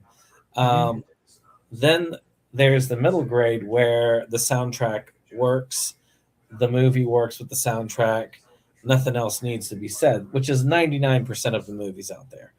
And then there's those other ones where the soundtrack is so bad that you have to sit there and you go, I cannot enjoy this movie because the soundtrack is freaking grating on my ears. And there are some soundtracks that bad. I would say your Yeah. middle ground is not more than 95%, because there's got to be at least 4 or 5% of films where the soundtrack kicks ass. But You gotta keep in mind how many films are out there. yeah, How many films are just basically low budget stuff? oh Or, yeah, You know, that to me, the ones that make the grade of like, I want to buy this are a rare species, major gems. And yes, The one there that I are watched- a lot of them. I mean, there's a lot of them out there, but the problem is there's a lot more films if you think about numbers. yeah. Well, the one that I'd like the soundtrack for, they don't sell the actual soundtrack. They only sell the musical, the Yeah. background music. They don't sell the soundtrack with all the songs in it. Right. That's the King Kong one. Yeah. Skull, more- I think it's Skull Island. Skull. I think that's the one I'm thinking of. Yeah, Well- and that's the music that is in there is just awesome. I would definitely buy that, but that's not put on a soundtrack. It's only the More- background music is. More often than not, you're not going to get a commercially available soundtrack that fully encompasses what's in the film. Unfortunately, it's like more Rights often than issues. not. Yeah, rights issues. Also, sometimes when they're curating the soundtrack, they just don't want to use every song that was in the film. A lot of times they'll add extra, so it's like the commercial soundtracks and movie soundtracks oftentimes don't match Yeah. up, but a lot of Yeah. times it's close enough. But anyway, We've learned that with anime soundtracks a lot of the time. oh yeah. But like an example of one that I do own that I can mention that from the movie that we've covered on the channel, The Big Lebowski. There is a lot of mention of the Eagles. 2 of their songs involved, nothing on the physical release of the soundtrack. If I remember correctly, I don't think there's any credence on the physical soundtrack either. And there's a couple other songs featured in the film that are not in the physical soundtrack. But a lot of really random songs that you barely hear in the movie are on the soundtrack. They're in Yeah, I it, think, but you wouldn't even we notice. were talking about that when we watched that movie. That we were talking Yeah. about that song. I will still fight to say that "Oh Brother, Where Art Thou" is the best movie soundtrack ever made. Yes, but that one contains pieces that aren't in the movie and doesn't have everything that is in the movie. Oh But no, it I'm is. saying that the movie soundtrack itself. Well, the movie soundtrack's awesome. That Yeah. that is an incredible one. And even the release, what was released, was still very awesome. Oh yeah. There's a reason why it's one of the best-selling soundtracks ever released.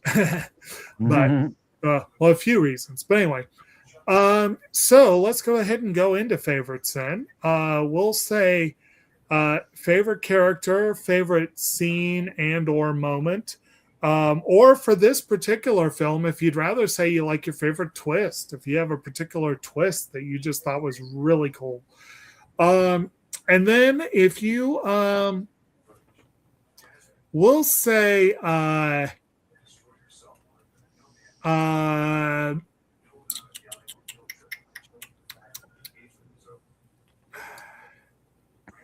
I feel like we've done something like that before, though.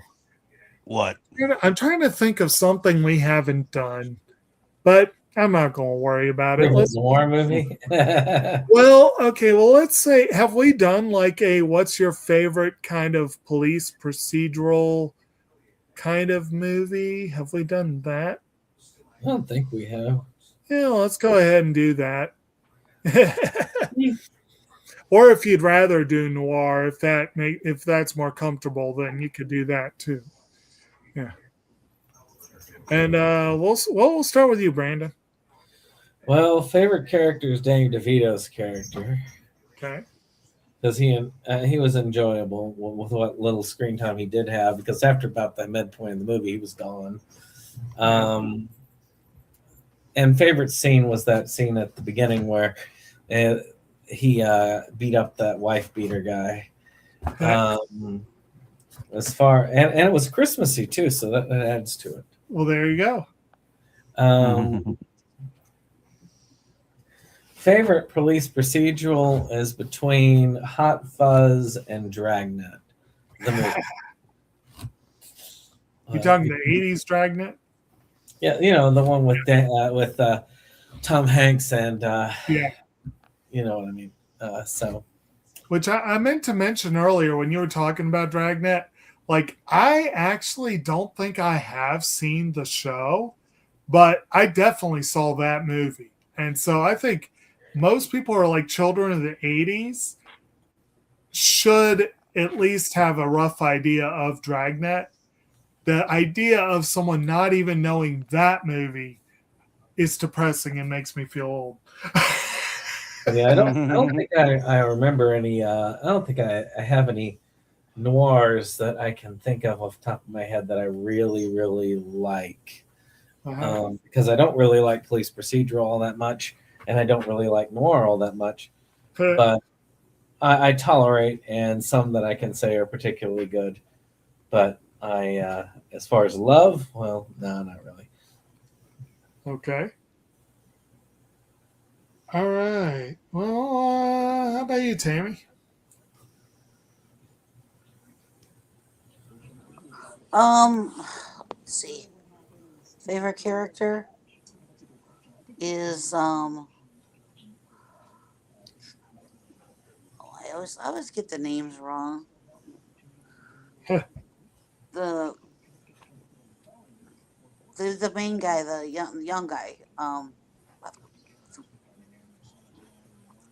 Like I said, I always get the names wrong. The detective, The one, yeah. The glasses guy, or Yeah. That was Exley. Yeah. See, I never would have guessed that is the name.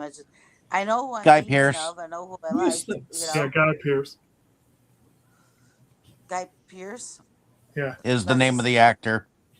Okay. I guess my favorite scene. Well, one of them is the beginning. I agree with Brandon. But I like the ending too. When it all comes down. Mm-hmm. So my favorite cop movie or whatever. It's a toss up. Between Turner and Hooch. And Canine? And Canine? No, the other one, with Belushi. That's the one. Canine. Oh, Canine, yeah. Yeah. Okay. Canine. Because there's definitely a lot of procedures in both of those movies besides the animals. But there's definitely a lot of officer procedures and stuff because, they're trying to solve the case. Just because there's a canine involved doesn't mean that they're not. Right. So I guess you could say as well that, like, we could also say maybe a detective movie that may not be by definition a detective movie, if that makes sense. You know what I mean? Like, if someone's trying to solve a mystery, that could count as well. Ooh, Knives Out. Oh, well, that's a good one. and Turner and Hooch, they basically are trying to solve a mystery. Yeah. I've seen Turner and Hooch, and I haven't seen that in years, but I remember enjoying it. Actually, according to Google, Blue Velvet is a film noir, so I can say that is one. A lot of David Lynch films. I mean, Lost Highway and Mulholland Drive, those would count. Yeah. Yeah, Blue Velvet, definitely. Also, Yeah. very happy-go-lucky film. Yeah. All right. How about you, Dave? Okay. Favorite character. My favorite character is Buddy. The favorite scene will always be the beginning in this one, and I'll be fair and honest. There's a moment where you get to see the back of Kim Basie while the two detectives are following Buddy and what he's doing. She's got a very sexy looking back. Wait, Buddy the Elf is in this? Damn, I forgot about that. Yeah. But You thought there was no Christmas connection. Right. Did you say something about saying something with a twist? Yeah, if there was a particular twist that you thought was like one of your favorite ones, like Okay, the Bone Collector. That's one of my favorite twists. That one was based on the Jeffrey Deaver novel with Denzel Washington and Angelina Jolie. Yeah. Serial killer. One. But I have several like serious cop movies that I like Gangster Squad. I enjoy that one. Yeah. Not everyone did, but I thought it was all right. I loved it. I know people didn't like it at the time, but I seem to like movies that people don't like at times. But Gangster Squad was a good one. Let's see. Those were some of the serious ones. The Untouchables is another good one. That's a good one. But as far as non-serious cop movies, Police Academy and Naked Gun, and shamefully underrated, Wrongfully Accused. Oh yeah, Good. That was a good one. Okay. Wrongfully Accused was fun. And if I had to say something about, I do believe that the Whistler was a good series of films back in the 40s. Oh yeah. That wasn't too bad for noir. Good times. So. Oh, just as an aside, it's not a film, but if you look for radio shows, Firesign Theaters, Nick Danger, Third Eye, one of my favorite noir radio programs, and hilarious to boot. Or for that matter, from Prairie Home Companion, Guy Noir, Private Eye. I love A Mystery was always one of my favorites, favorite radio programs. All right. So for me, I would say in this one, if I had to pick a favorite character,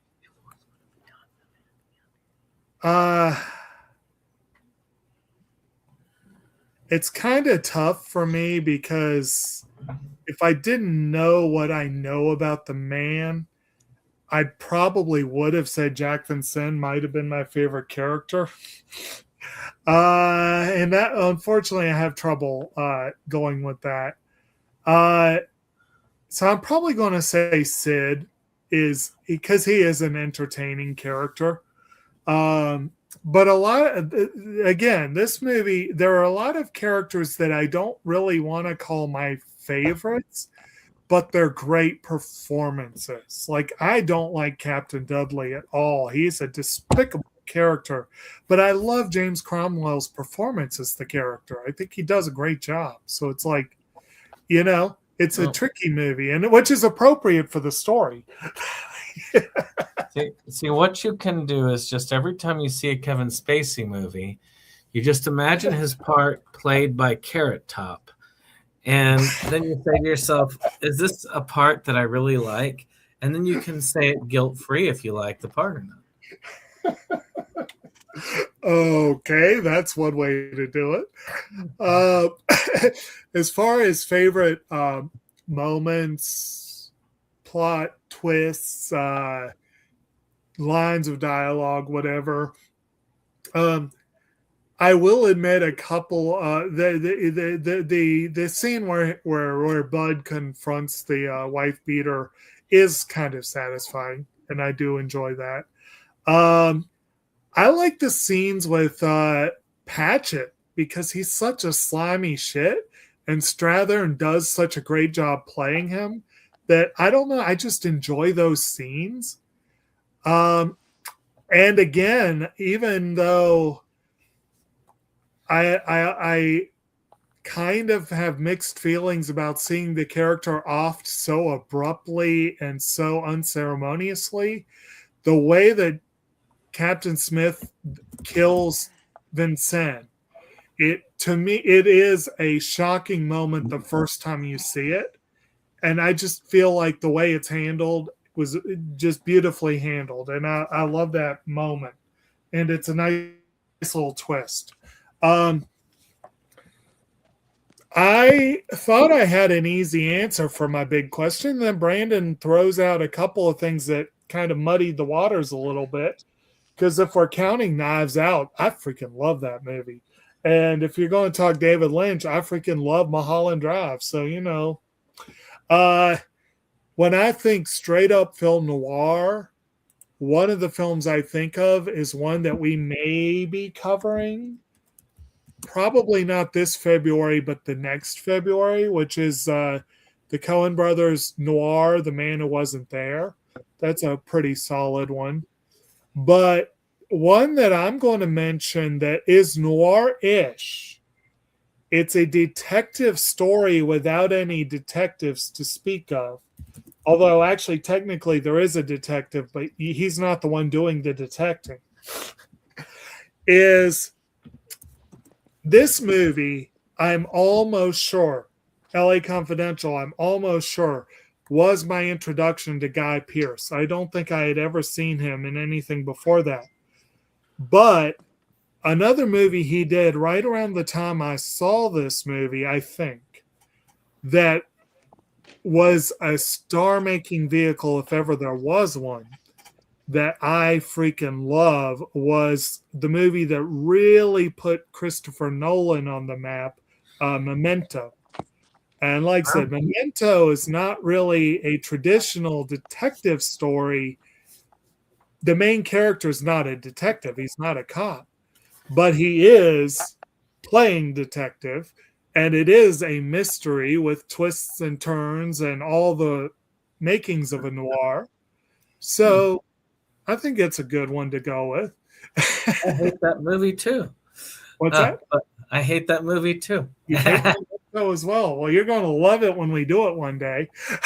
Well, actually, I think Memento would be a good second chances one, because I've seen it once and I hated it vehemently so much that I never watched it again. So theoretically, it would be a second chance this month if we do another one ever one day. I'll have to keep that in mind. But anywho, and I have already subjected y'all to Mulholland Drive, and I'm sure there will be more, you know? What, you can always make us watch Mulholland Drive again for your birthday. In theory, you could make us watch Mulholland Drive twice in a row. I could, but I probably won't. I think it's more likely there are other David Lynch films that would be fun to do, and I think I have a couple of them with unwatched copies sitting around the house. I may even have an unwatched copy of Blue Velvet. I don't know. I know I have an unwatched copy of Wild at Heart. Well, I have a Criterion of Blue Velvet. I'd love to be able to just break out. Right. So I have that Dennis Hopper 3-film collection thing. My father loved Dennis Hopper's character. He idolized him. So what was it? Blue Velvet, Speed, and Super Mario Brothers? How'd that be for a movie night? Probably I would put Waterworld in there with it. Oh, was he in Waterworld? I must have forgotten. Yes. Hey, Waterworld actually has an Arrow release. Yeah. And I have it. Speaking Actually, of, then of course there's The Postman, which is an excellent film noir with Kevin Costner. I never have seen that. I did see the wonderful photoplasty that they had once on cracked.com where they had the Postman with John Ratzenberger, the Cliff Clavin character. Just a real quick aside, though, and actually IMDb has these two next to each other in the cast list. So the Dennis Hopper co-starred or had a supporting role at least in a movie you don't hear talked about much nowadays, but I quite enjoyed it. The Ron Howard film Ed TV. And I did want to mention while we're on tonight, a shout out to the late Rob Reiner. That was horrible news to go to bed to last night and to wake up today. I scanned hard to see if a Rob Reiner film would fit the topic for next month, and alas, no. Yeah, well, there is a very good chance I'll find a way to work him in soon because he's hey, you got a birthday coming up. You could easily I know, and I'm going to see if I've got one of. I think I have an unwatched copy of Stand By Me. I could be wrong about that, good but film. Good film. Yeah, and we haven't covered that yet, have we? Nope. Yeah, I know we already did. Princess Bride is a birthday movie. Yeah, you did cover that one. I remember we have covered that because that's how I broke into my Criterion version. Yeah, but anyway, it was. And Peter Green found dead today. Like, it's been a rough couple of days for Hollywood, but Rob Reiner, Princess Bride is the ultimate hangout film. It is one of my all-time favorite films. And Spinal Tap was phenomenal. And I just, I'm like, that is a... Technically, his swan song is the Spinal Tap sequel. As far as I know, which I still need to see. Probably more so now than ever. Yep. But anywho, on that lovely note, I guess I'll hand it back to you, Dave. Yeah. All right. Yeah. The only reason why you might hear some echoing is because I'm in the living room with Tammy now. Okay. But I don't think that really matters since we're near the end of our journey here. So hopefully you ladies and gentlemen out there have enjoyed our discussion on this film. And if you haven't, you need to go out and at least watch the film. I noticed that the film was actually on Plex for free. So it was on their demand thing. So I ended up watching it on that. Oh, before we sign off, we have a comment. Jeffrey, I was going to ask if we would go over it. Yeah, just watched this past weekend. This easily should have won Best Picture instead of Titanic. Spacey has IMO, the best death scene ever filmed. Well, that hit a couple of the beats we were talking about. Yeah. It's a good But time. in any case. Yeah. Oh, yeah, definitely some good times. So, if you haven't seen the film, go out and see it. Let us know down in the comments what you thought of the film, what you thought of our discussion. And I guess we have some other films that short films that we'll be covering next week. Oh yeah, I do believe probably that no they are put Christmas. forward by me. Will they be as Christmassy as LA Confidential? Um, though? And we, I found out through our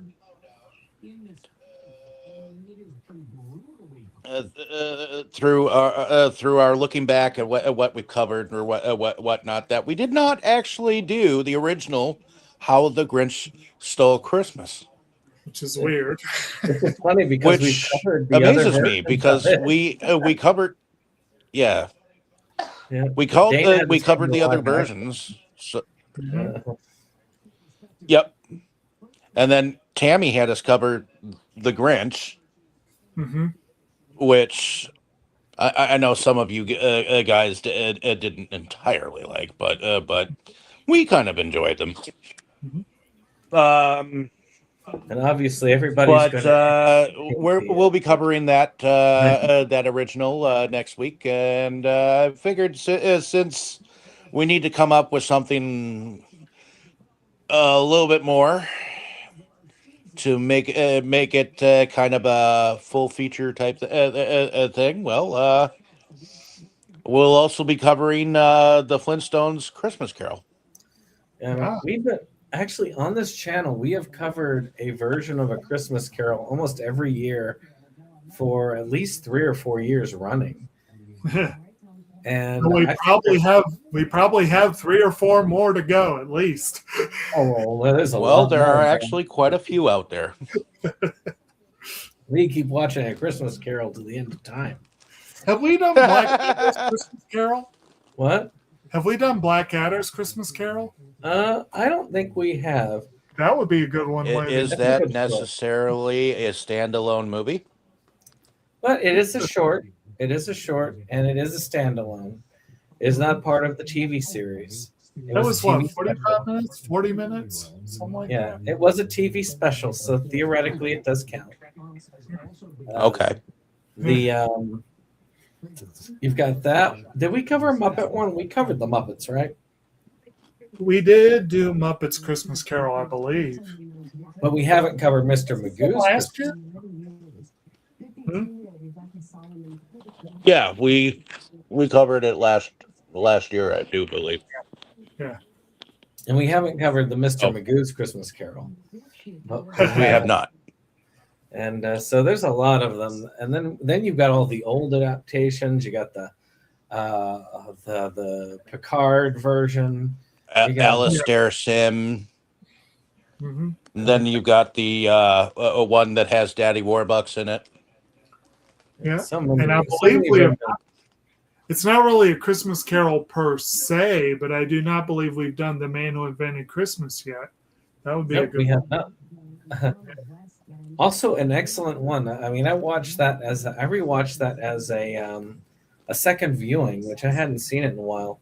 And I will restate that Christopher Plummer is by far still my favorite Scrooge of all time. He He was does. good. Alistair Sims is my favorite. It's the most accurate Christmas Carol there is to me. And I actually listened to the audiobook. All Okay. right. So But Okay. did anyone else have anything to add? well, I mean, if people want to comment on things, Jake and I will go live Wednesday with a pickup. For Jake, it'll be 15 items, and for me, it will be 15 of the remaining pickups I have, which are Christmas themed. Oh, it's a Christmas theme. Well, I didn't think you had 15 Christmas themed things. Probably not, but I'll see if I can dig up a couple. If you have any, definitely bring them. Yeah. And then, of course, next Monday, because next Wednesday is Christmas Eve, we will be doing on SeptumSin versus the World and Delusions of Grandeur, we'll be doing another long, just rambling pickup thing, which I will be doing lots of those in the future because I want to reshuffle my collection, but I don't want to do it until I have finished all the pickups I have left. Right. A lot, as Jake can attest. Yeah. And so I'm going to be doing a lot of those. And of course, if you want, check out these reviews. I'm doing a review series right now on Silent Night, Bloody Night, which I really have found I dislike the series a lot. But the third film I have rated this week, and then Christmas I am going to give people a bang for their buck with 2 Christmas reviews of films I actually enjoyed. So that will be fun. Matter of fact, it goes back to the regular point of reviews I have on my channel, which is reviews of films that I want to share with the rest of y'all. And somehow I've gotten stuck with reviews I'm doing for other people and reviews for other reasons. And I don't want to review films I dislike. I want to review the films I like so that I can share them with people.